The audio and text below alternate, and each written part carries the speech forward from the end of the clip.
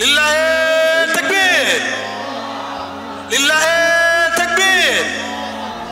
শেখ আহমদুল্লাহ আগমন।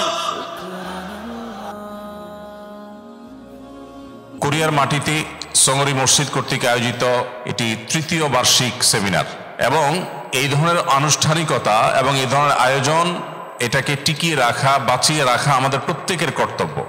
কারণ মাল্টিকালচারাল সোসাইটিতে, যে সোসাইটিতে বিভিন্ন ধর্মের, বিভিন্ন বর্ণের, বিভিন্ন দেশের মানুষ বসবাস করে, এরকম জায়গায় মুসলিম আইডেন্টিটি, নিজেদের যে সংস্কৃতি, নিজেদের যে পরিচয়, এটাকে যদি হারিয়ে যাওয়ার হাত থেকে রক্ষা করতে হয়, আত্মপরিচয়কে যদি ধরে রাখতে হয়, তাহলে সেক্ষেত্রে এই ধরনের আয়োজনের কোনো বিকল্প নেই। আমরা এখানে যারা উপস্থিত আছি কিংবা আমাদের যে সমস্ত মুসলিম ভাই বোন এখানে উপস্থিত নেই, হোক তারা কোরিয়ার মাটিতে আছেন কিংবা কোরিয়ার বাইরে পৃথিবীর যে কোনো প্রান্তে আছেন, একজন মুসলিম তিনি যদি আফ্রিকার জঙ্গলেও বসবাস করেন, কেউ যদি সুদূর আমেরিকাতে বসবাস করেন, কেউ যদি এশিয়ার অন্য কোনো অঞ্চলে বসবাস করেন কিংবা পৃথিবীর আরেক প্রান্ত অস্ট্রেলিয়া, নিউজিল্যান্ডের ওই সাইডে বসবাস করেন, যে প্রান্তে বসবাস করুন না কেন, আল্লাহ সুবহানাহু ওয়া তাআলা আমাদের একটা বন্ধনের কথা উল্লেখ করেছেন, ইন্নামাল মুমিনুনা ইখওয়াহ।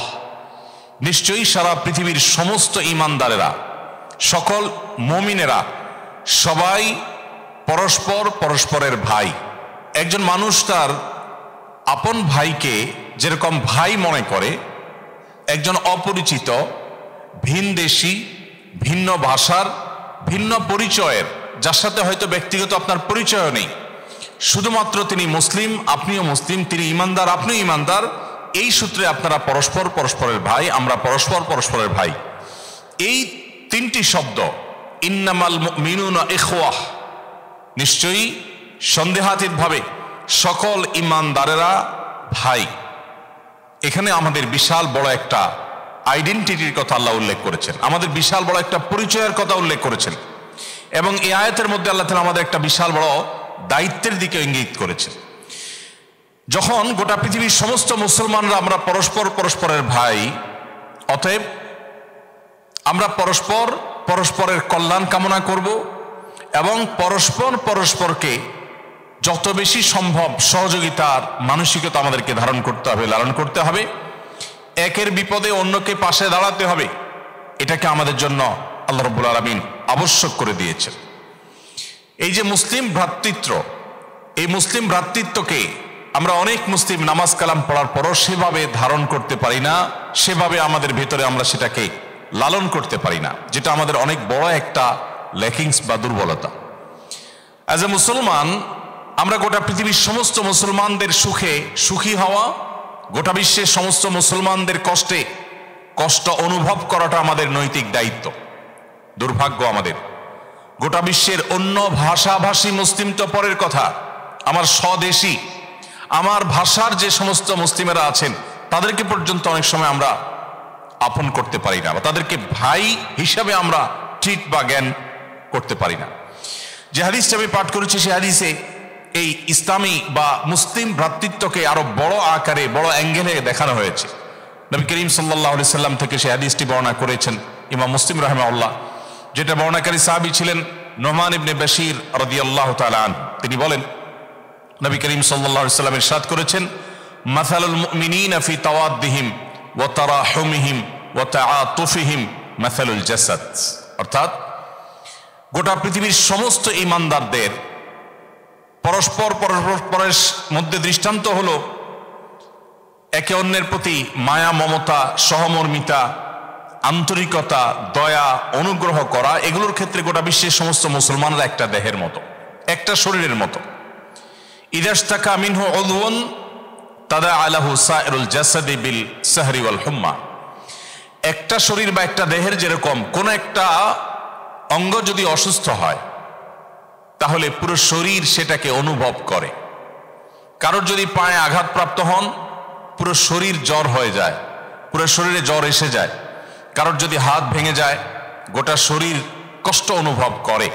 যদি কারোর শরীরে কোনো অসুস্থতা দেখা দেয় সে অসুস্থতার কারণে শুধুমাত্র সেই অঙ্গ নির্ঘুম থাকে না, পুরো শরীর নির্ঘুম থেকে যায়।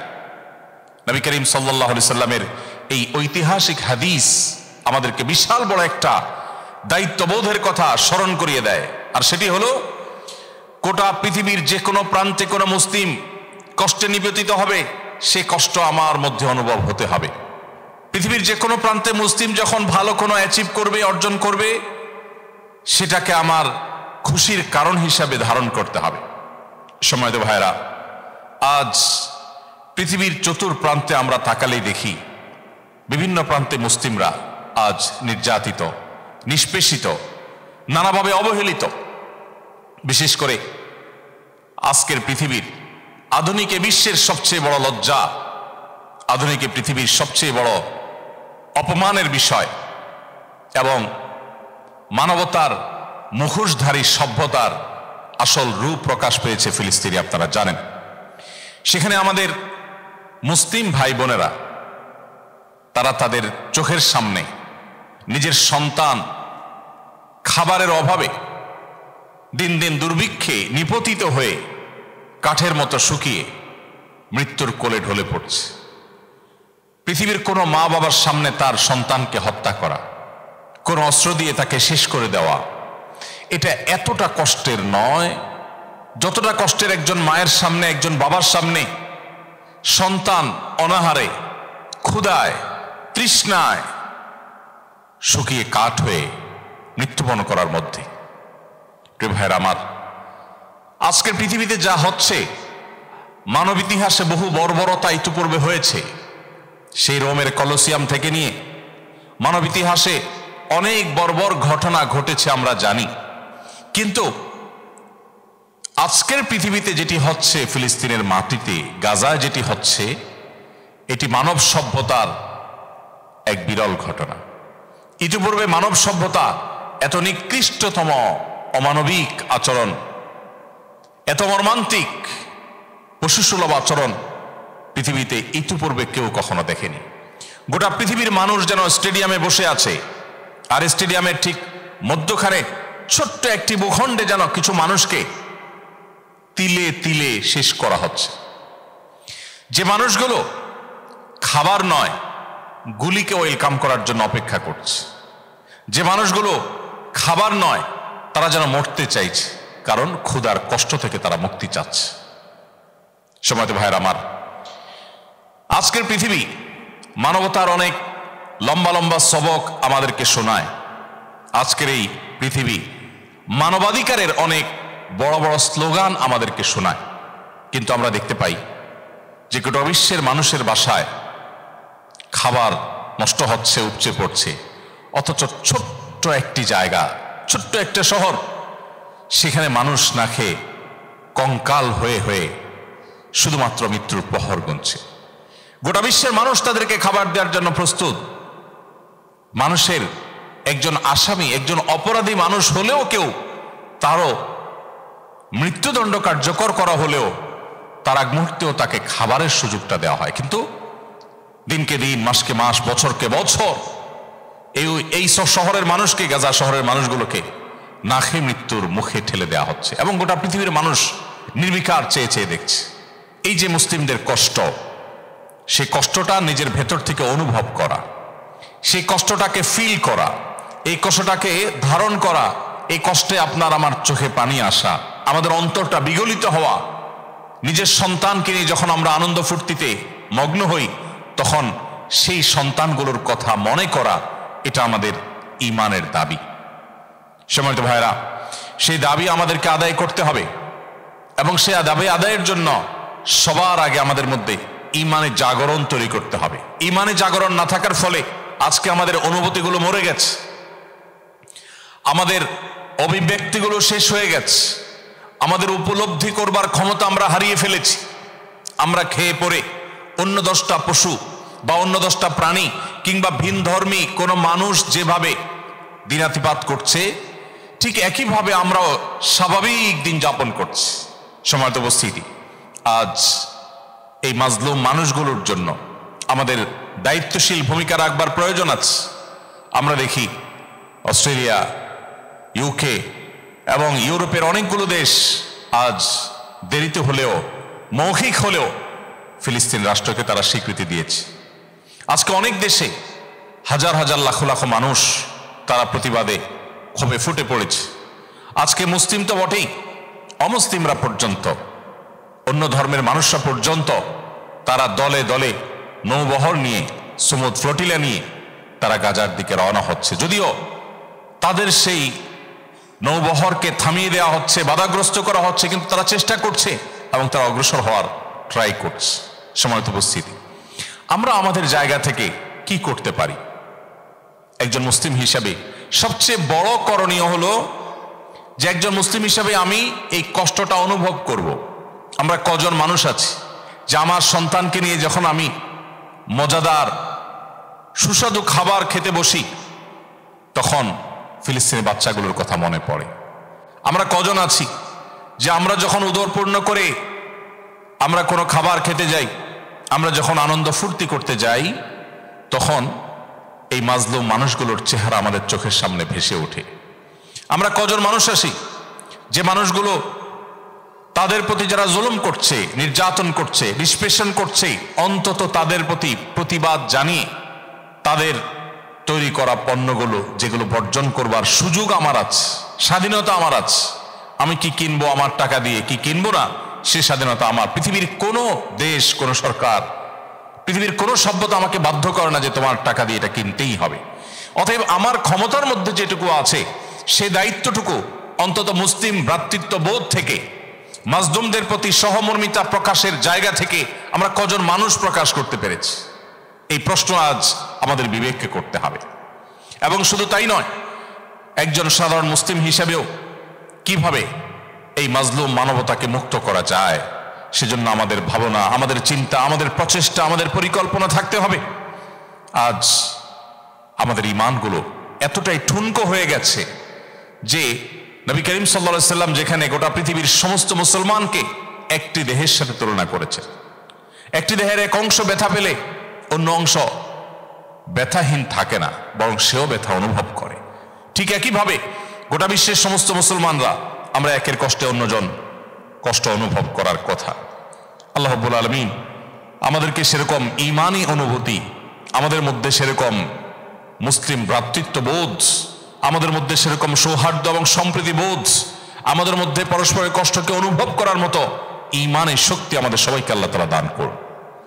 সম্মানিত উপস্থিতি, আজ এই মাল্টিকালচারাল সোসাইটিতে আমরা যারা বসবাস করছি, যেখানে অনেক দেশের মানুষ, অনেক ভাষার মানুষ, অনেক ধর্মের মানুষ বসবাস করে, এই ধরনের সোসাইটিতে নিজেদের আত্মপরিচয় বা আইডেন্টিটি, ইমানদার হিসাবে নিজেদের পরিচয়কে টিকিয়ে রাখাটা সবচেয়ে বড় চ্যালেঞ্জিং বিষয়। এই চ্যালেঞ্জিং বিষয়টি আমাদেরকে যে কোনো মূল্যে অর্জন করে ছাড়তেই হবে। সামান্য একটু ভালো থাকবার জন্য, কিছু টাকা পয়সা কামাই করবার জন্য, একটু বেশি বেতন ভাতা সুযোগ সুবিধা পাওয়ার জন্য আমরা যদি এই মাটিতে এসে আমাদের আত্মপরিচয়কে হারিয়ে ফেলি, আমরা যদি নিজেদেরকে শেষ করে ফেলি, আমাদের আইডেন্টিটি যদি ধ্বংসের মুখে পড়ে যায়, তাহলে এর চাইতে বড় বেদনাদায়ক অধ্যায়, এর চাইতে বড় লসের কোনো প্রজেক্ট আরেকটা হতে পারে না। আপনি 2 দিন ভালো থাকার জন্য 200 দিনের কষ্টকে আলিঙ্গন করলেন, আপনি 10 দিন সুখে থাকবার জন্য 200 দিনকে দুঃখে থাকার ব্যবস্থা বন্দোবস্ত করলেন। এটা যেরকম কোনোভাবে গ্রহণযোগ্য নয়, এটা যেরকম কোনোভাবে প্রত্যাশিত নয়, এটা যেরকম কোনো বুদ্ধিমান মানুষের কাজ নয়, ঠিক একইভাবে একজন মুসলমান 20, 30, 40 বছর জীবনের যে অবশিষ্ট সময় বাকি আছে, এই সময়টা একটু ভালো থাকবার উদ্দেশ্যে এসে যদি তার অনন্তকালের ভালো থাকার পথকে বন্ধ করে দেন, রুদ্ধ করে দেন, তাহলে এর চাইতে বড় দুর্ভাগ্যের, এর চাইতে বড় লসের আর কোনো কাজ হতে পারে না। অতএব ভাইরা আমার, আমরা যারা নিজ দেশ থেকে এখানে এসেছি, এই দেশ, এ দেশের মাটি আমাদেরকে অনেক কিছু দিয়েছে। এই দেশের প্রতিও আমাদের দায়িত্বশীলতা আছে, এ দেশের প্রতিও আমাদের কর্তব্য বোধ থাকতে হবে। নবী করিম সাল্লাল্লাহু আলাইহি সাল্লাম বলেছেন, আলা কুল্লুকুম রাইন ওয়া কুল্লুকুম মাসউলুন আন রাইয়াতিহি, তোমাদের প্রত্যেকে দায়িত্বশীল, প্রত্যেককে যার যার দায়িত্ব সম্পর্কে কিয়ামতের ময়দানে জিজ্ঞাসাবাদ করা হবে। এদেশের মানুষ, এদেশের সিস্টেম আমাদেরকে হালাল উপার্জন করবার সুযোগ দিয়েছে। আমাদের নিজের দেশেও অনেক পেশায় আমরা হালাল উপার্জন সব সময় স্মুথলি করতে পারি না, অথচ এখানে সেই সুযোগটা আমরা পেয়েছি। এজন্য তাদের প্রতিও আমাদের যে কর্তব্যবোধ আছে, সেই কর্তব্যবোধের প্রতি আমাদেরকে দায়িত্বশীল আচরণ যেমন করতে হবে, তার পাশাপাশি আমরা একটু ভালো থাকার জন্য এসে আমাদের অনন্তকালের ভালো থাকার পথ যেন বন্ধ হয়ে না যায়, জান্নাতে যাওয়ার পথ যেন বন্ধ হয়ে না যায়, সেজন্য আমাদের দায়িত্বশীল আচরণ করতে হবে। তার জন্য আমি আপনাদেরকে 7টি পয়েন্টে কিছু পরামর্শ, আপনাদের ভাই হিসাবে কয়েকটা পয়েন্টে আপনাদেরকে কিছু কথা আরজ করতে চাই, যেগুলো মেনে চলার মধ্য দিয়ে আমরা এই মাল্টিকালচারাল সোসাইটিতেও আমাদের আইডেন্টিটিকে, আমাদের আত্মপরিচয়কে, আমাদের নিজেদের ঈমানের পরিচয়কে ইনশাআল্লাহ আমরা বাঁচিয়ে রাখতে পারবো। আল্লাহ তাআলা আমাদের সবাইকে সেই তৌফিক দান করুন। সময়ত ভাইরা, আমরা এই মাল্টিকালচারাল সোসাইটিতে আমাদের ঈমানকে, আমাদের আত্মপরিচয়কে টিকিয়ে রাখবার প্রয়োজনে যে আমলগুলো করতে পারি বা যে কাজগুলো আমাদের করা উচিত, তার মধ্যে থেকে 1 নম্বর হলো আমাদের ঈমানকে মজবুত করা। আমরা যখন সাধারণ কোনো পানিতে সাঁতার কাটি, সেটা পুকুরের পানি হতে পারে, ছোটখাটো কোনো খাল বিলের পানি হতে পারে, সেখানে আমাদের অনেক বেশি সেফটি, অনেক বেশি সিকিউরিটি, অনেক বেশি নিরাপত্তা ব্যবস্থা আমাদের গ্রহণ করতে হয় না, কারণ সেখানে পানিটাতে সাধারণ স্রোত বহমান থাকে। কিন্তু আমরা যখন এই সাঁতারটাই কোনো উত্তাল সমুদ্রের মধ্যে কাটার প্রয়োজন হয়, তখন সেই সাঁতার কাটায় কিন্তু আমাদের অনেক সেফটি সিকিউরিটির ব্যবস্থা আমরা নিয়ে সাঁতার কাটার চেষ্টা করি, কারণ উত্তাল তরঙ্গের বিপরীতে সাঁতার কাটা আর সাধারণ ফ্লো এবং স্রোতের মধ্যে সাঁতার কাটা এটা এক জিনিস নয়।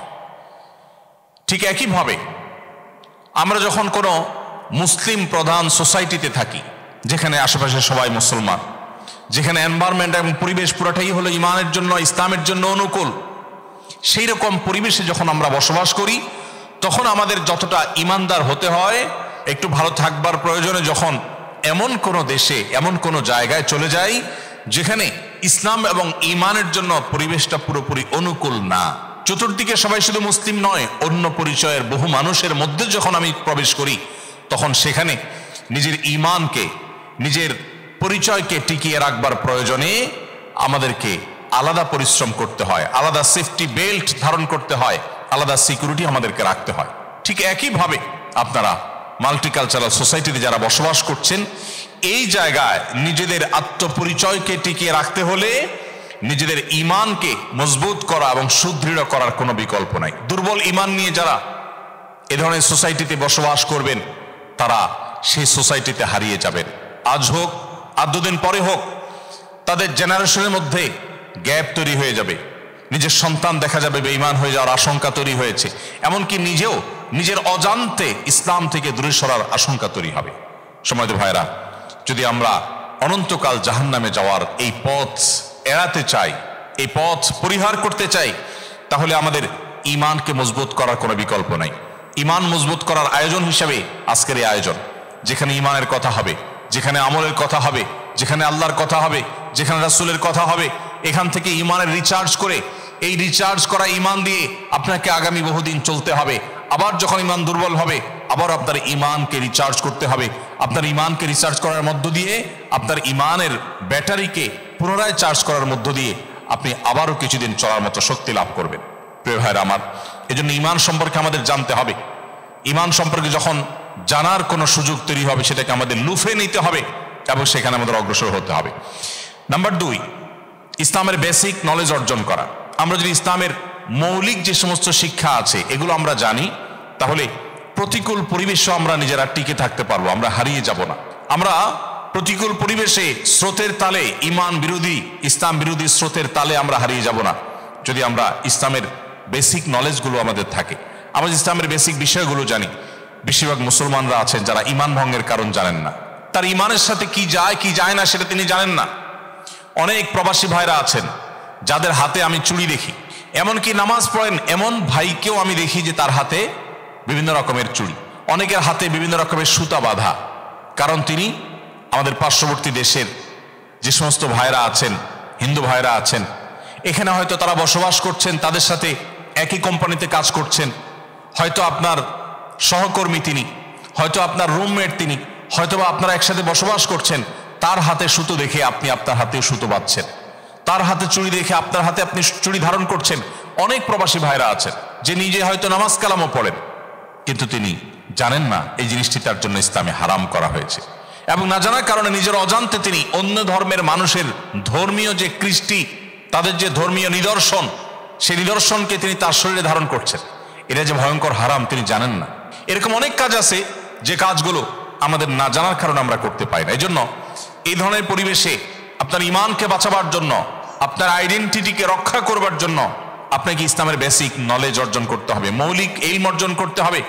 সেটার জন্য সবচেয়ে বড় সুযোগ এখানকার মসজিদগুলো। কোরিয়ার মানুষের জন্য, বিশেষ করে কোরিয়ান প্রবাসী বাংলাদেশি ভাইদের জন্য অনেক বড় একটা অ্যাডভান্টেজ হলো যে এখানে পর্যাপ্ত পরিমাণ মসজিদ আলহামদুলিল্লাহ আমাদের ভাইরা আপনারাই গড়ে তুলেছেন। অনেক দেশে আছে যে এর চাইতে বেশি মানুষ বসবাস করে।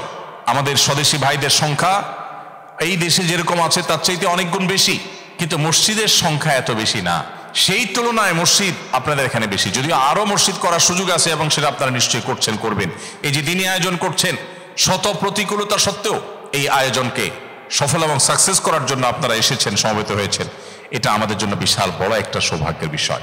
সম্মানিত উপস্থিতি, এজন্য আমাদের এই মসজিদগুলোর সাথে ইনভলভ হতে হবে। অনেক ইমাম সাহেবগণ, ওলামা ইকরাম এখানে উপস্থিত আছেন। আমি বিনীতভাবে ওলামা ইকরামকে অনুরোধ করতে চাই, মসজিদগুলোতে দিন শেখার বহুমুখী আয়োজন করতে হবে।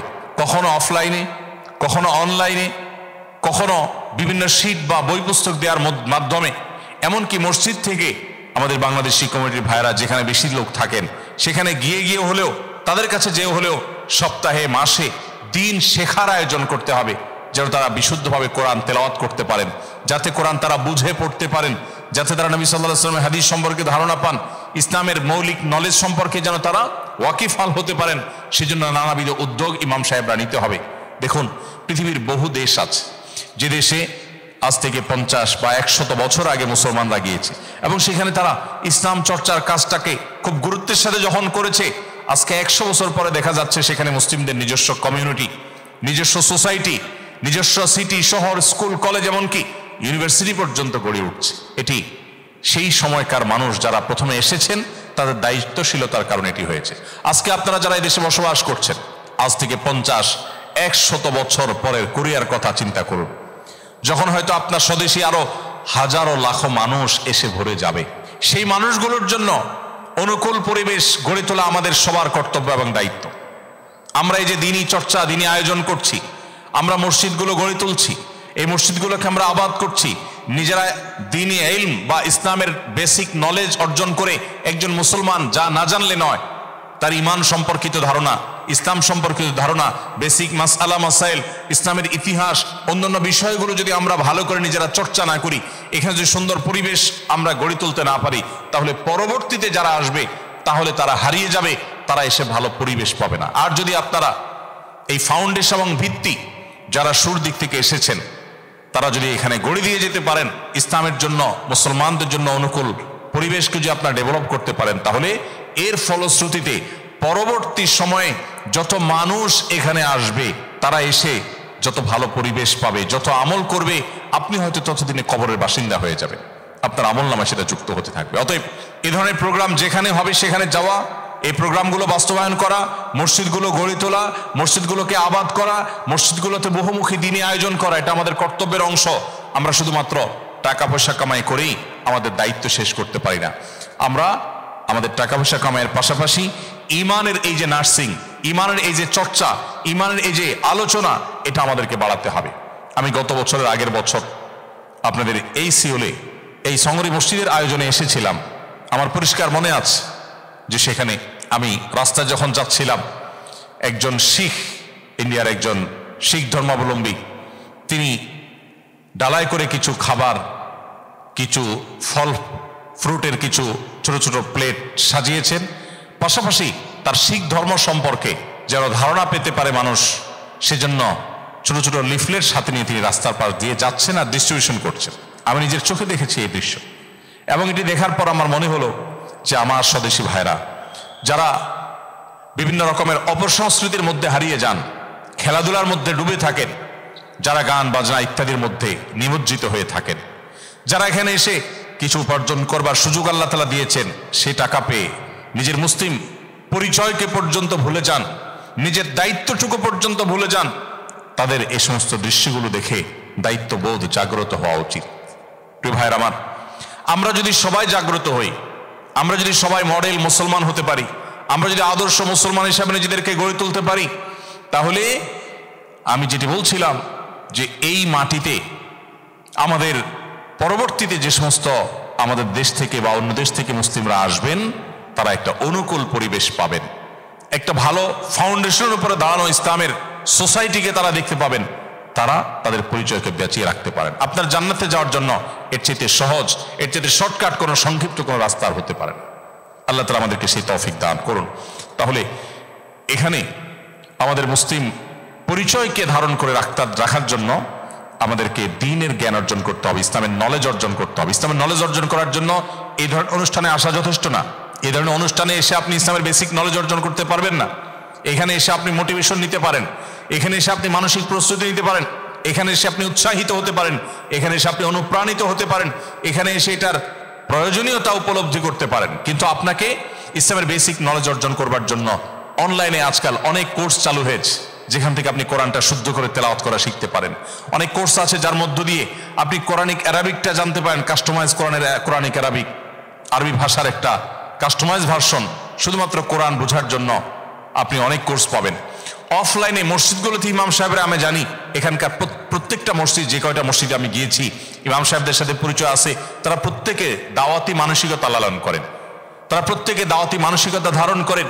তাদের প্রত্যেককে আমি দাওয়ার কাজের ব্যাপারে ব্যাপক আলোকিত এবং আকুল তাদেরকে আমি দেখেছি। এই যে এই সুসুকের বন্ধে যে যতগুলা ইসলামিক আয়োজন হবে, হোক সংখ্যায় কম, কিন্তু অনেকগুলো আয়োজন যখন হবে, এই প্রত্যেকটা আয়োজনই মূলত আমাদের প্রবাসী বাংলাদেশি ভাইদের ঈমানকে নার্স করার জন্য, ঈমানকে চর্চা করার জন্য, পরিচর্যা করার জন্য বিশাল বড় ভূমিকা রাখবে। অতএব এগুলোকে আমাদের কাজে লাগাতে হবে। নাম্বার 3, সর্বোচ্চ গুরুত্বের সাথে সালাত আদায় করতে হবে, নামাজ আদায় করতে হবে। আমাদের এখানে অনেক ভাই হয়তো থাকতে পারেন যারা নামাজ সেভাবে গুরুত্ব দিয়ে আদায় করেন না। প্রিয় ভাইরা আমার, এই পরিবেশে, এই জায়গায় যেখানে নামাজ পড়ার অনুকূল পরিবেশ নাই, সুযোগ নেই, অনেকে হয়তো অনেক কোম্পানিতে জব করেন, যে কোম্পানিতে হয়তো নামাজের ছুটি, নামাজের জায়গা পান না। জুমার দিন ডিউটি থাকে, এমন জায়গায় থাকেন যেখানে জুমার নামাজ আদায় করার সুযোগ থাকে না। একজন মুসলমান কোনো অবস্থাতে তিনি নামাজ ত্যাগ করতে পারেন না। নামাজ ত্যাগের বিনিময়ে যদি তাকে মিলিয়ন মিলিয়ন ডলারও তাকে স্যালারি দেওয়া হয় মাসে, তিনি কখনো সেই চাকরি, সেই জবের অফারকে তিনি অ্যাকসেপ্ট করতে পারেন না। কারণ আমার যদি মুসলমানিত্বই না থাকে, আমার যদি জান্নাতে যাওয়ার পথটা চিরতরে রুদ্ধই হয়ে যায়, আমার যদি জাহান্নামে যাওয়াটা নিশ্চিত হয়ে যায়, তাহলে সেই জব যত লোভনীয় হোক, যত বড় অফারের জব হোক, সেটা কখনো আমি অ্যাপ্রিসিয়েট করতে পারি না। এই জন্য ভাইরা আমার, প্রবাস জীবনে, বিশেষ করে মাল্টিকালচারাল সোসাইটিতে যারা নিজের ঈমান আমলকে বাঁচাতে চান, তাদের জন্য সবচেয়ে প্রধান কর্মসূচি হলো 5 ওয়াক্ত নামাজকে সর্বোচ্চ গুরুত্বের সাথে আদায় করা। যেই কোনো পরিস্থিতিতেই হোক আপনাকে নামাজ আদায় করতে হবে। প্রিয় ভাইরা আমার, আমরা সেই রাসূলের উম্মত, যে রাসূল সাল্লাল্লাহু আলাইহি সাল্লাম জীবনের শেষ মুহূর্তে অত্যন্ত কষ্ট করে, যখন মাত্র 20-25 গজ দূরে নিজের বাসা থেকে মসজিদ, এতটুকু দূরে গিয়ে নামাজ আদায় করার মতো শক্তিও ছিল না, তখন আমাদের প্রিয় নবী সাল্লাল্লাহু আলাইহি সাল্লাম একদিকে হামজা রাদিয়াল্লাহু তাআলা আনহু, আরেকদিকে আলী রাদিয়াল্লাহু তাআলা আনহুর কাঁধে দুটি হাত রেখে, দুইজন সাহাবী, আলী রাদিয়াল্লাহু তাআলা এবং আরেকজন সম্ভবত আব্বাস রাদিয়াল্লাহু তাআলা আনহু, দুজনের কাঁধে দুটি হাত রেখে পুরো শরীরের ভার তাদের উপর ছেড়ে দিয়ে, তারপরে পাওকে মাটিতে টানতে টানতে টেনে হেঁচড়ে নিয়ে তারপর তিনি জামাতের সাথে নামাজ আদায় করেছেন। তারপর নামাজ তরক করেননি। ভাইরা আমার, নামাজকে যদি আপনি সেভ করেন, যত যাই হোক আমি নামাজ ছাড়ব না, এই প্রতিজ্ঞা যদি আপনি করেন, আল্লাহ তাআলা আপনার ঈমানকে, আপনার ইসলামকে অটোমেটিক সেভ করবেন ইনশাআল্লাহ। এই জন্য ভাই, আপনি জব করছেন, চাকরি করছেন, আপনার পেশাবের জন্য, আপনার ওয়াশরুমে যাওয়ার জন্য যে সময়টা আপনি পাবেন, ওই সময়টা থেকে বাঁচিয়ে হলেও আপনি অন্তত ফরজ নামাজগুলো আপনাকে পড়ে ফেলতে হবে। 3 জন ভাই যদি কোথাও থাকেন, একজন ইমামতি করে জুমার নামাজটা 5-7 মিনিটের মধ্যে হলেও আপনাকে পড়ে ফেলতে হবে। এবং জুমার নামাজের ইমামতি এমন কোনো জটিল বিষয় না যেটা আমরা পারবো না। আপনি 2-3 বার সুবহানাল্লাহ, আলহামদুলিল্লাহ যদি দাঁড়িয়ে বলেন, দুরূদ শরীফ একবার পড়েন, আলহামদুলিল্লাহ সূরাটাও যদি পড়েন, তাতে আপনার খুতবা হয়ে যাবে। এরপর আপনি নিজের নামাজের মতো করে 2 রাকাত নামাজ পড়ান। 3 জন মানুষ মুসল্লি যদি পান, তাহলে আপনি তাদের চতুর্থতম ব্যক্তি। আপনাদের মধ্যে যে কোনো একজন ইমামতি করে আপনারা জুমার নামাজ আদায় করতে হবে। কর্তৃপক্ষের কাছ থেকে ছুটি নিয়ে যে সপ্তাহে 10টা মিনিট আমাদেরকে দিবে, সেটি আপনাদের আদায় করে নিতে হবে। প্রয়োজনে ওভারটাইম করে, অতিরিক্ত জব করে হলো আপনার নামাজের নিশ্চয়তা আপনাকে করতে হবে। আমি জানি অনেক ভাইরা আছেন যারা এখানে ওয়াজ শুনতে এসেছেন, অথচ ডিউটি থাকাকালীন সময় নামাজ পড়তে পারেন না। অনেক ভাইরা বলেন, ভাই সারাদিন নামাজ পড়তে পারি না, তবে আমি নামাজ ছাড়ি না, আমি বাসায় গিয়ে জোহর, আসর, মাগরিব সব একসাথে আদায় করি। এটা নামাজের নামে তামাশা। নবী করিম সাল্লাল্লাহু আলাইহি সাল্লাম পরিষ্কারভাবে আমাদের জন্য নির্দেশ দিয়েছেন যে ইমানদার নামাজ আমাদের আদায় করতে হবে। ইসলামের একটা খুঁটি ভাই, খুঁটি ছাড়া যেরকম ঘর করা সম্ভব না, নামাজ ছাড়া মুসলমান কখনো মুসলমান থাকতে পারে না। দুর্ভাগ্য আমাদের যে আমরা এই জায়গায় কম্প্রোমাইজ করি। ইসলামের অন্য অনেক বিষয় আপনি কম্প্রোমাইজ করবার চিন্তা মাথায় আসতে পারে, কিন্তু আপনি নামাজের ব্যাপারে কম্প্রোমাইজের চিন্তা কখনো মাথায় আসতে পারে না। মুশকিল হলো আমরা বাংলাদেশের মানুষ, আমরা একটা কথা ছোটবেলা থেকে শুনে আসছি যেটি ভুল কথা, সেটি হলো আমরা অনেকে মনে করি যে নামাজ না পড়লে কি হয়েছে, আমার ঈমান আছে। আমরা অনেক গর্ব করি বলি নামাজ না পড়লে কি হয়েছে, ঈমান আছে। নাম হলো আতর আলী, গায়ের থেকে দুর্গন্ধ। এটা যেমন নাম মুসলমান, নামাজ পড়ে না, এটাও সেরকম। কোন অবস্থাতে নামাজ ত্যাগ ইসলামে অ্যালাউড না। আপনি লক্ষ্য করুন, নামাজ আপনি দাঁড়িয়ে পড়তে পারছেন না, ইসলাম বলে বসে পড়ো। বসে পড়তে পারছেন না, আল্লাহ বলেন শুয়ে পড়ো। শুয়ে শুয়ে আপনি হাত পা নাড়াতে পারছেন না, ইসলাম আপনাকে নির্দেশ করছে মনে মনে তুমি নামাজ আদায় করো। আপনাকে ওযু করে নামাজ পড়তে হবে, ওযু করতে পারছেন না, ইসলাম বলে তুমি তায়াম্মুম করো। আপনি তায়াম্মুম করতে যদি অপারগ হন, তায়াম্মুমের ব্যবস্থা নাই, ওযুর ব্যবস্থা নাই, তাহলে যে অবস্থা আছেন সে অবস্থা আপনাকে নামাজ আদায় করতে হবে। নামাজের জন্য সতর ঢাকা ফরজ, কিন্তু এমন কোন পরিস্থিতি আছেন, আল্লাহ মাফ করুক, আপনার সতর ঢাকার ব্যবস্থা নেই, তাহলে ওই অবস্থায় আপনাকে নামাজ আদায় করতে হবে। আপনি যদি এমন কোন পরিবেশে থাকেন যেখানে আপনার পবিত্র কাপড় থাকা নামাজের জন্য পূর্ব শর্ত, অথচ আপনার কাছে পবিত্র কোনো কাপড় নাই, তো ইসলাম ওই অবস্থা আপনাকে নামাজ পড়তে বলে। কেবলার দিকে ফিরে নামাজ পড়া ফরজ, কিন্তু কেবলা কোন দিকে আপনি জানেন না, জানার কোনো উপায় নাই, কাউকে জিজ্ঞেস করেও জানার ব্যবস্থা নাই, আপনার কম্পাসেরও সার্ভিস আপনার কাছে নাই, কোনোভাবে কেবলানের উপর আপনি করতে পারছেন না। এই রকম পরিস্থিতিতে অনুমান করে এই দিকে কেবলা হতে পারে ধারণা করে সেই দিকে ফিরে নামাজ পড়তে হবে, তারপর আপনাকে নামাজ আদায় করতে হবে। ভাইরা আমার, নামাজের গুরুত্ব এত বেশি বুঝেছেন সাহাবা ইকরাম যে যুদ্ধের মধ্যে, রণাঙ্গনের মধ্যে পর্যন্ত তীর এসে লেগেছে পায়ে, কিন্তু নামাজ ছাড়েননি। ওমর রাদিয়াল্লাহু তাআলা আনহু খলিফাতুল মুসলিমিন, তিনি বলেছেন লা হাজ্জা ফিল ইসলাম লিমান তারাকা সালাহ, যে ব্যক্তি নামাজ ছেড়ে দেয়, যে ব্যক্তি নামাজ পড়ে না, এর ইসলামে কোনো অংশ নাই, সে নিজেকে মুসলিম দাবি করবার কোনো অধিকার নেই। এই জন্য ভাইরা আমার, আপনি অন্য অনেক কিছুতে ছাড় পাবেন, রোজা রাখতে পারছেন না, আল্লাহ রাব্বুল আলামিন কোরআনে কারিমে বলেছেন ওয়া আলাল্লাযীনা ইউতিকুনাহু ফিদিয়াতু তুআমু মিসকিন। কিছু মানুষ রমজানে এমন অবস্থা আছেন যে এখন রোজা রাখতে পারছেন না, তাদেরকে আল্লাহ বলেছেন ফামান কানা মিনকুম মারিদান আও আলা সাফারিন ফাইদ্দাতুম মিন আইয়ামিন উখার।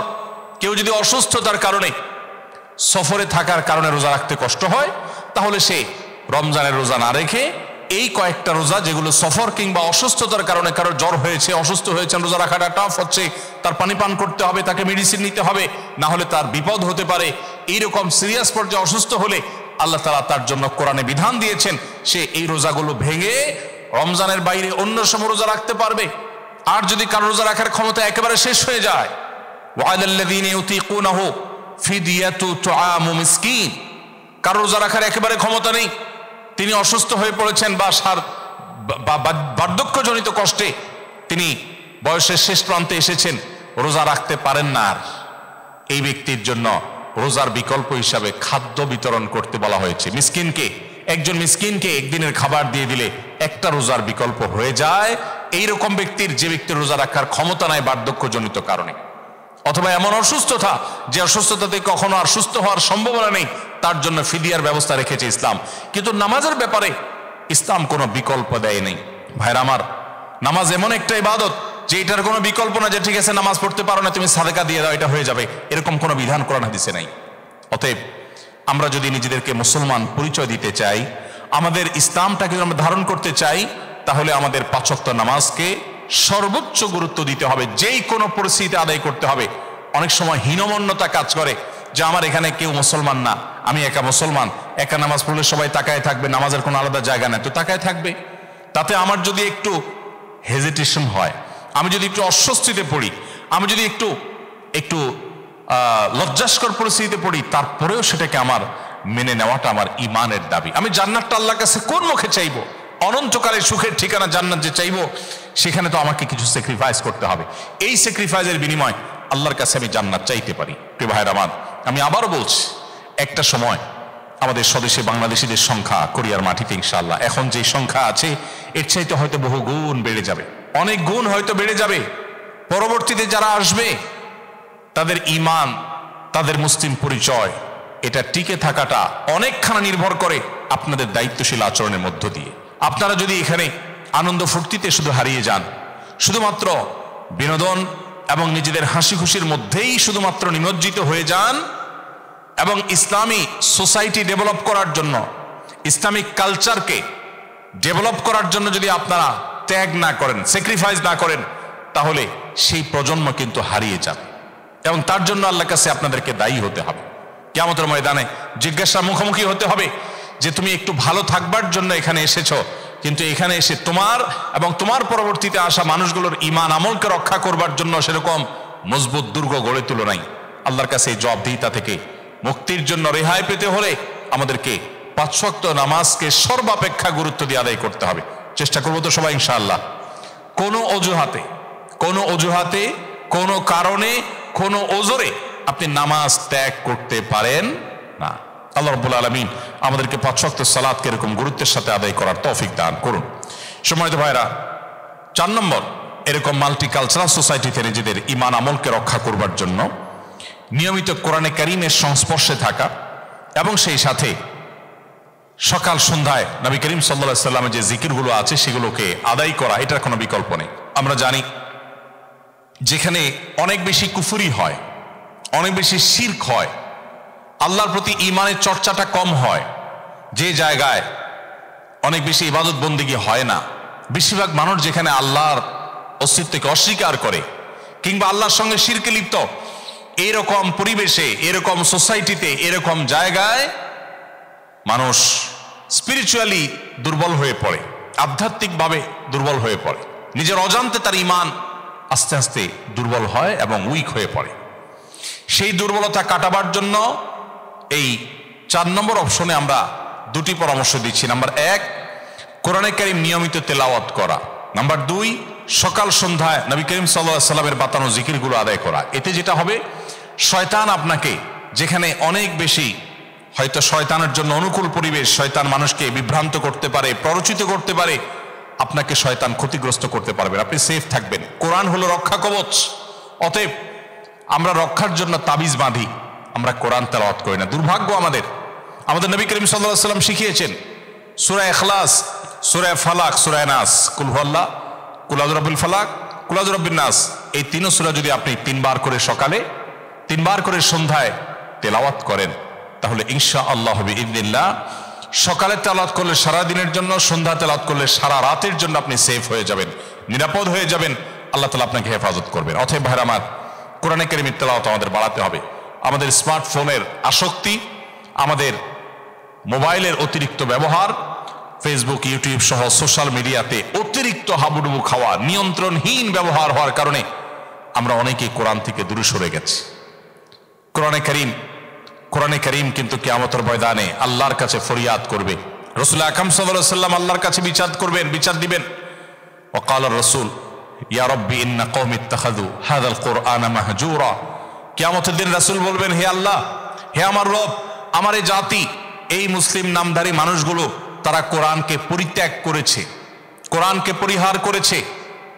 অনেকে আছেন এখানে, শেষ কবে কোরআনটা হাতে নিয়ে একটু তেলাওয়াত করেছেন বলতে পারবেন না। অনেকে এখানে আছেন, শেষ কবে একটু আল্লাহর কালামটা সুন্দর করে মোহাব্বতের সাথে আদায় করেছেন, তেলাওয়াত করেছেন আপনি জানেন না। আপনার মা অনেক কষ্ট করে কোরআন শিখিয়েছেন, বাবা শিখিয়েছেন, মক্তবে শিখিয়েছেন, আপনি আল্লাহর কালামকে ভুলে গেছেন। আপনি সোশ্যাল মিডিয়াতে, ফেসবুকে ঘন্টা সময় দিচ্ছেন, যেখান থেকে আপনার 2 পয়সার কোনো দুনিয়ার লাভ আসে না, আখিরাতের লাভ তো আসার প্রশ্নই ওঠে না। সেখানে আপনি ঘন্টায় ঘন্টা আপনি ব্যয় করছেন, অথচ কোরআনকে আপনি ভুলে গেছেন।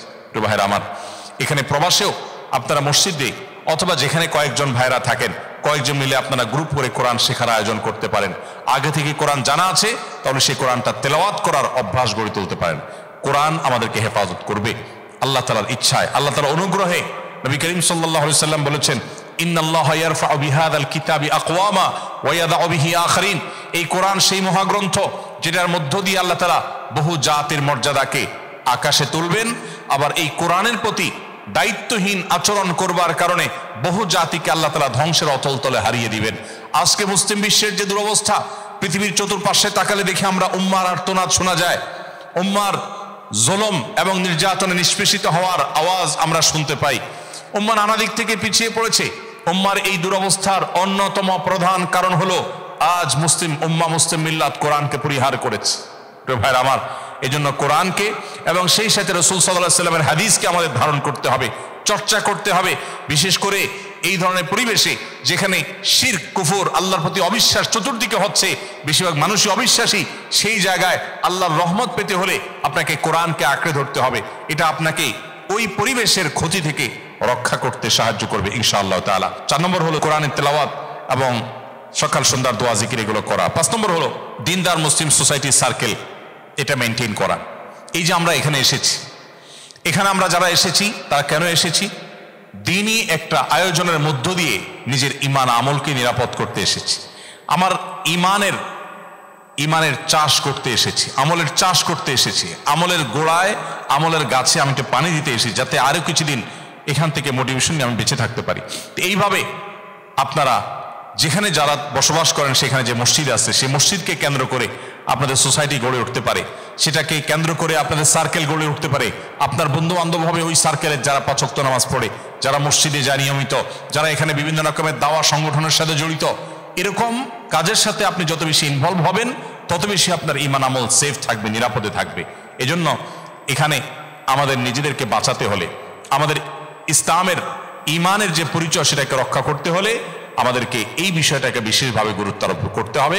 অর্থাৎ আমরা সবসময় মুসলিম সোসাইটি, দ্বীনি সার্কেল এটা মেনটেন করে চলবো। আল্লাহ আমাদের সবাইকে তৌফিক দান করুন। মসজিদগুলো এক একটা নেয়ামত ভাইয়ের আমার, মসজিদগুলো এক একটা দুর্গ। দুনিয়াতে যেরকম বিভিন্ন দেশের এমবাসি থাকে, আখিরাতের এমবাসি বলতে পারেন মসজিদগুলোতে। এমবাসিতে যেরকম আমরা আমাদের পাসপোর্ট নবায়ন করি, আমাদের মসজিদে গিয়ে আমাদের ঈমানকে আমরা নবায়ন করবার সুযোগ পাই, ঈমানকে আমরা রিনিউ করার সুযোগ পাই, ঈমানকে শক্তিশালী করবার সুযোগ পাই। অতএব সেই সুযোগটা আমাদের ধারণ করতে হবে, সেই সুযোগটা আমাদেরকে গ্রহণ করতে হবে। রব্বে কারীম আমাদের সবাইকে সে তৌফিক দান করুন। ভাইরা আমার, তাহলে 5 নম্বর এই পয়েন্টটা বিশেষ করে আমরা যেখানে থাকবো আমাদের বন্ধু সার্কেল গড়ে উঠবে ঈমানদারদেরকে নিয়ে, আমলদার মানুষদেরকে নিয়ে, নামাজি মানুষদেরকে নিয়ে। বোনরা যারা এখানে আছেন, বসবাস করছেন, আপনার বাচ্চা কাচ্চা যেন ঈমান আমলের সাথে থাকে। সেজন্য যেই ফ্যামিলিতে বাচ্চা কাচ্চা তারা ভালো ইসলাম চর্চা করে, তাদের মুসলিম আইডেন্টিটিকে যারা ধরে রাখতে পেরেছেন, তাদের সাথে আপনার উঠা বসা হতে পারে। ফ্যামিলিগত বন্ধুত্ব, ফ্যামিলিগত আয়োজন সবকিছু তাদেরকে ঘিরে হবে, তাহলে ইনশাআল্লাহ আপনার সন্তান এবং আপনি সেফ থাকতে পারবেন। নাম্বার 6, প্রবাস জীবনে আমাদেরকে দাওয়াতি কাজের সাথে জড়িত থাকতে হবে, ইসলাম প্রচারের কাজের সাথে জড়িত থাকতে হবে। একটা হলো আমি আসলাম, কোরআন হাদিসের কথা শুনে চলে গেলাম, নিজে আমল করলাম, এটা একটা জিনিস। আরেকটা অধ্যায় হলো যে আপনি মানুষকে নামাজের প্রতি আহ্বান করবেন, আপনি মানুষকে দ্বীনি আয়োজনে নিয়ে আসবেন, আপনি মানুষকে মসজিদে নিয়ে যাবেন, আপনি মানুষকে নামাজ পড়তে উদ্বুদ্ধ করবেন, আপনি আপনার সহকর্মীকে বলবেন, চল, মুসলমান হিসেবে নামাজ পড়া ফরজ করেছেন আল্লাহ, চল নামাজ পড়ি। আপনি কোরআনের হাদিসের যে আয়াতগুলো জানবেন সেগুলো অন্যকে শেখাবেন। এটা আমাদের কর্তব্যের অংশ, এটা আমাদের পার্ট অফ ডিউটি। একজন মুসলমান যখন দাওয়াতের কাজ করে, আল্লাহ তাআলা তাকে অটোমেটিক সেভ করেন। এই বিষয়কে বোঝার জন্য আমি একটা উদাহরণ দিয়ে থাকি। আমাদের দেশে বিভিন্ন সময় নির্বাচন হয়, স্থানীয় বিভিন্ন নির্বাচন, জাতীয় বিভিন্ন ইলেকশন হয়ে থাকে। এই সকল ইলেকশনে মানুষ 2 ভাগে বিভক্ত হয়। কিছু মানুষ তো থাকেন ক্যান্ডিডেট, যারা ক্যান্ডিডেট থাকে, এই ক্যান্ডিডেটদের প্রচারক বা তাদের ক্যাম্পাস করে যারা, এই ক্যাম্পাসার থাকে কিছু লোক যে বিভিন্ন প্রার্থীদের এজেন্ট, আর কিছু লোক থাকে সাধারণ ভোটার। মূলত 2 ভাগে ভাগ হয় সাধারণ মানুষ। কিছু মানুষ নিজে ভোটার, যে কাউকে তিনি ভোট দিতে পারেন চাইলে, আর কিছু মানুষ থাকে তিনি শুধু ভোটার না, তিনি ভোটারের আরেকটু এক ধাপ আগে, অর্থাৎ তিনি কোন একজন প্রার্থীর প্রচারক। তিনি নিজে ভোট দিবেন শুধু তা না, তার প্রার্থীর পক্ষে অন্যদের কাছ থেকে ভোট নিয়ে আসবে। এখন আমার প্রশ্ন হলো, কোন একজন প্রার্থী তার প্রচারকেরা, তার যারা ক্যাম্বাসার আছে, তার যারা এজেন্ট আছে, এরা তো সবার কাছে কাছে যাবে, ভাই আমার নেতার চরিত্র ফুলের মতো পবিত্র, অতএব আমার নেতাকে ভোটটা দিবেন। সবার কাছে কাছে যাবে না সে ক্যাম্বাসার? কিন্তু সে কখনো ভুলেও তার প্রার্থীর যে এগেনিস্টে যে প্রার্থী আছে, তার বিপরীতে যে প্রার্থী আছে, বিরোধী প্রার্থী যে আছে, ওই প্রার্থীর যে ক্যাম্বাস করে তার কাছে সে কখনো ভোট চাইতে যাবে না। যখন একটা দলের ক্যাম্বাস করে সে সাধারণ ভোটারের কাছে যাবে, সাধারণ ভোটারের কাছে সব দলের লোকেরাই যাবে ভোটের জন্য। কিন্তু যখন কেউ কোনো দলের বা কোনো একজন প্রার্থীর এজেন্ট হয়ে যায়, ওই এজেন্টের কাছে অন্য আরেকজন এজেন্ট এসে বলে না, ভাই তুমি আমার দলের নেতাকে, আমার প্রার্থীকে ভোট দিও। কেন চায় না? কারণ সে জানে এই লোক নিজেই সে তার প্রার্থীর হয়ে ক্যাম্পাস করে বেড়াচ্ছে, সে আমার নেতাকে ভোট দিবে কি দুঃখে, ভুলেও তার কাছে যায় না। ঠিক একইভাবে যদি কেউ আল্লাহর পথে মানুষকে আহ্বান করে, মসজিদের দিকে মানুষকে আহ্বান করে, এখানে অনেকগুলো দাওয়াতি সংগঠন আছে, দাওয়াত তবলিগের কাজ আছে, এখানে আরো বিভিন্ন আপনার দাওয়াতি সংগঠন আছে। আমাদের আশেপাশে প্রত্যেকটা মসজিদের ভাইরা, ওয়াসং বলেন, আনসান বলেন, আমি যে কয়টা মসজিদের নাম জানি, প্রত্যেকটা মসজিদে দাওয়াতি কাজ হয়, সংগঠন ভিত্তিক দাওয়াতি কাজ হয়, ইসলাম প্রচারের কাজ হয়। আপনি যদি আল্লাহর পথে মানুষকে আহ্বান করেন, আপনি যদি মানুষকে নামাজের দিকে ডাকেন, আপনি নিজে নামাজ অটোমেটিক পড়বেন। যে মানুষকে নামাজের দিকে ডাকে তার নামাজ নিয়ে চিন্তা করা লাগে না, কারণ সে নিজে যখন ডাকে সে তো নামাজ না পড়লে উপায় থাকে না। ঠিক একইভাবে আপনি যদি প্রতিকূল পরিবেশে এই মাটিতে ইসলাম প্রচারক হন, দায়ী হন, মানুষকে আল্লাহর পথে ডাকেন, মসজিদে থাকেন, ইমাম সাহেবের কাজে হেল্প করেন, মসজিদের কাজে আগায় থাকেন, আপনার নিজের ঈমান আমল সেফ হবে। কারণ শয়তান আপনাকে দাওয়াত দিতে সেরকম উৎসাহ বোধ করবে না, কারণ আপনি নিজেই আল্লাহর দিকে ডাকছেন। আপনাকে সে ডাকবে কোত্থেকে? যে কারোর দিকে ডাকছে না, খালি মাথায় বা খালি চিন্তা নিয়ে বসে আছে, এই ব্যক্তিকে শয়তান যতটা প্ররোচিত করতে পারবে। আল্লাহর পথে যারা দাওয়াতের কাজ করে, দাওয়া ইলাল্লাহর কাজ করে, দায়ী যারা হয়, তাদেরকে শয়তান এত সহজে অ্যাটাক করতে পারে না। এই জন্য এই প্রতিকূল পরিবেশে, মাল্টিকালচারাল সোসাইটিতে ঈমান আমলকে বাঁচাবার জন্য আপনার দায়ী ইলাল্লাহ হওয়ার কোনো বিকল্প নাই। বাইরে আমার দায়ী হওয়ার জন্য, ইসলাম প্রচারক হওয়ার জন্য কোনো স্কলার হতে হবে, আলেম হতে হবে, মাদ্রাসা ব্যাকগ্রাউন্ডের হতে হবে, এরকম কোনো শর্ত কোরআন হাদিসের কোথাও দেওয়া হয়নি। আপনি একজন সাধারণ মানুষ, আপনি দায়ী হতে পারেন। আমার বোনরা যারা আছেন, আপনারা দাওয়াতের কাজ করতে পারেন। অনেক বোনরা আছেন যারা শুধুমাত্র ঘরে থেকে, তারা ঘরের ঘরোয়া কাজকর্ম করে, এর ফাঁকে ফাঁকে তারা যে পরিমাণ দাওয়াতি কাজ করছেন, শত শত হাজার হাজার মানুষের ইসলামে আসার কারণ তারা হচ্ছেন। অতএব আপনারা চাইলেই সেই পথে আগাতে পারেন। এটার জন্য আপনার নিজেকে ইসলামকে ভালো করে জানতে হবে, একটু সময় দিতে হবে, এবং এই জাতীয় দাওয়া সার্কেল, দাওয়াতি সংগঠন, যেটা যার সাথে ভালো লাগে সেটার সাথে আপনি ইনভলভ হয়ে যাবেন। আপনি দেখবেন আপনার ঈমান আমলকে আল্লাহ তাআলা কিভাবে হেফাজত করছে। বাইরে আমার ঠিক একইভাবে 7 নম্বর এবং সর্বশেষ যে কাজটি আমাদের করতে হবে তা হলো আল্লাহর কাছে চোখের পানি ফেলে কায় মনোবাক্যে দোয়া করতে হবে, কাঁদতে হবে, হে আল্লাহ, আপনি প্রতিকূল পরিবেশে আমার ঈমানকে হেফাজত করুন, আমার আমলকে হেফাজত করুন, আমার আইডেন্টিটি, আমার আত্মপরিচয়কে হেফাজত করুন।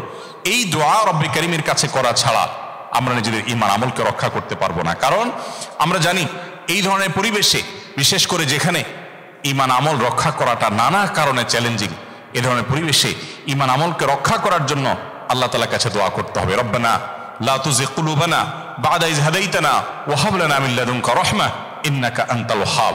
হে আল্লাহ, আপনি আমাদের ঈমানকে, আপনি আমাদের আইডেন্টিটিকে, আপনি আমাদের আত্মপরিচয়কে, এটাকে রক্ষা করুন। এই দোয়া রব্বে কারীমের কাছে করতে হবে। নবী করিম সাল্লাল্লাহু আলাইহি সাল্লাম তিনি দোয়া করতেন, দোয়া শিক্ষা দিয়েছেন। শেষ যুগ যখন চতুর্পাশে ফিতনা, চতুর্পাশে ঈমান হরণ করবার জন্য হাজারটা আয়োজন, আপনি যেটাকে আপনার উন্নয়নের মাধ্যম মনে করছেন সেটা আপনার ঈমান হরণ করার একটা উপায় হতে পারে।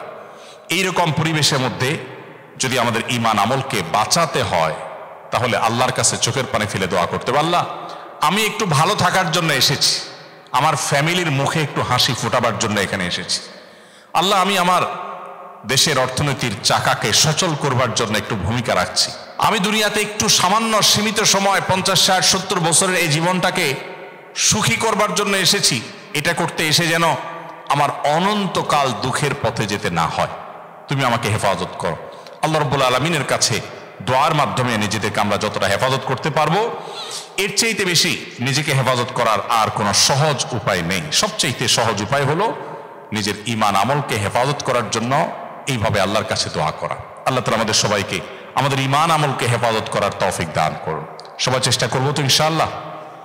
ঈমান আমলের চর্চা, ঈমান আমলের চেষ্টা, দাওয়াতি কাজ, এগুলো আমাদেরকে করতে হবে। আমি আবারও এক নজরে এই 7টি পয়েন্ট আপনাদের সঙ্গে শেয়ার করতে চাই, যে পয়েন্টগুলোর মধ্য দিয়ে আমরা আমাদের মুসলিম আইডেন্টিটিকে এই মাল্টি কালচারাল সোসাইটিতে বিভিন্ন দেশ, বিভিন্ন ভাষার, বিভিন্ন ধর্মের মানুষের মধ্যে থেকে আমরা যেন অন্যদের তালে তালে গা ভাসিয়ে হারিয়ে না যেতে হয়, সেজন্য আমরা যে কাজগুলো করতে পারি, প্রথমত আমাদের ঈমানকে মজবুত করতে হবে, ঈমানকে স্ট্রং করতে হবে। স্ট্রং ঈমান নষ্ট হয় না।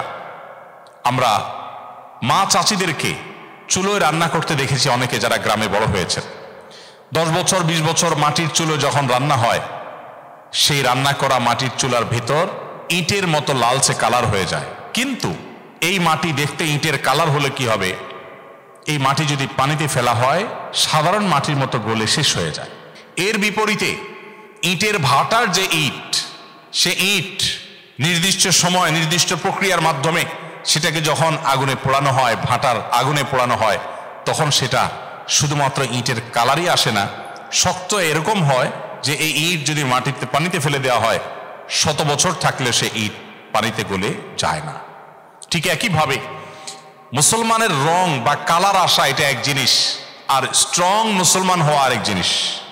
আমরা অনেকেই আছি মুসলমানের ঘরে জন্ম নিয়েছি, মুসলমানের সন্তান হিসাবে, মুসলিম হিসাবে এক ধরনের আইডেন্টিটি, এক ধরনের কার্যক্রম আমার মধ্যে আছে। আমি জুমার নামাজ পড়ি, মাথা টুপি দেই, মাঝে মধ্যে পাঞ্জাবি পড়ি, মাঝে মধ্যে আল্লাহ বিল্লাহ করি, কিন্তু আমি এমন মুসলমান যে প্রতিকূল পরিবেশে গেলে আমি হারিয়ে যাই, আমি শেষ হয়ে যাই। এইরকম অনেক মুসলমান আমাদের আছে।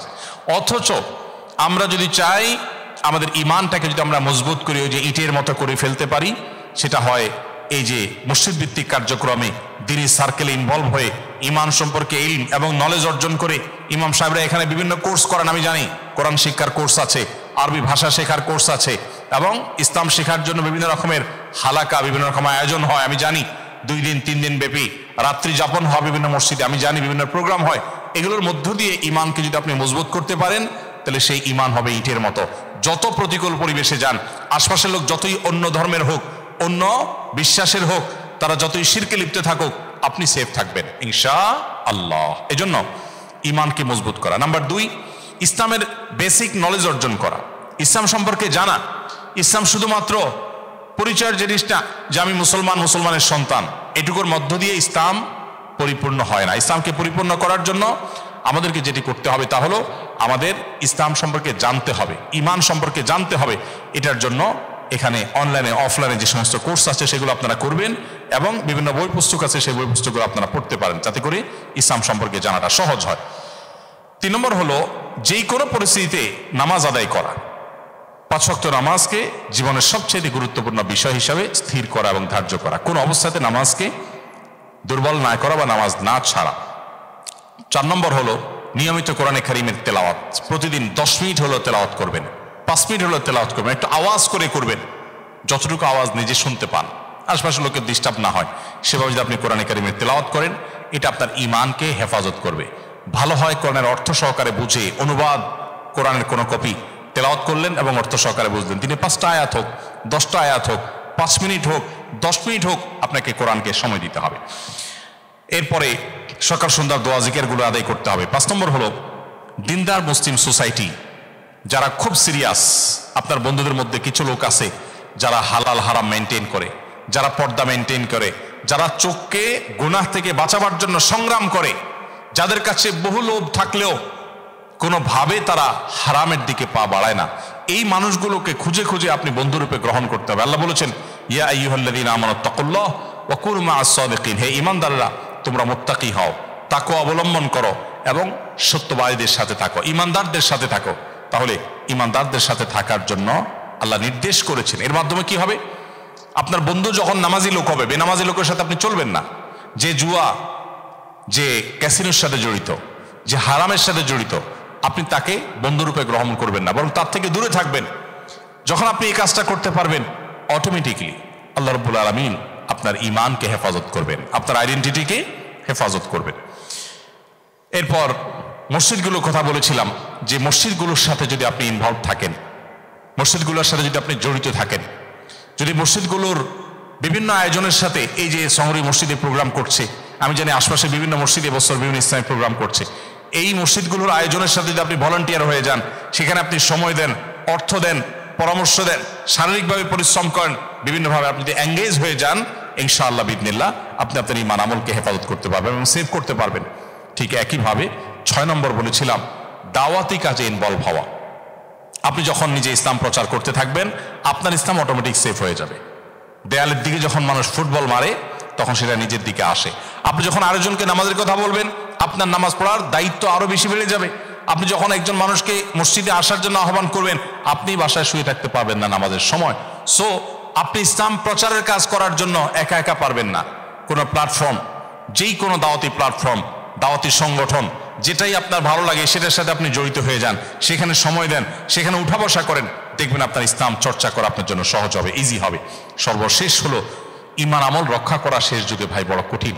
আমরা এমন একটা সময় পৃথিবীতে এসেছি, নবীজি সাল্লাল্লাহু আলাইহি সাল্লাম বলেছেন এমন একটা সময় আসবে যে জ্বলন্ত আগুনের কয়লা হাতে রাখা যতটা কঠিন হবে, ঈমান ধরে রাখা তার চাইতে কঠিন হবে। ঈমান ধরে রাখা তার চাইতে কঠিন হবে, তার চেয়ে ভয়ঙ্কর হবে। আমরা সেই সময়টা পার করছি যেটাকে আখেরি জামানা বলা হয়, যেটাকে শেষ যুগ বলা হয়।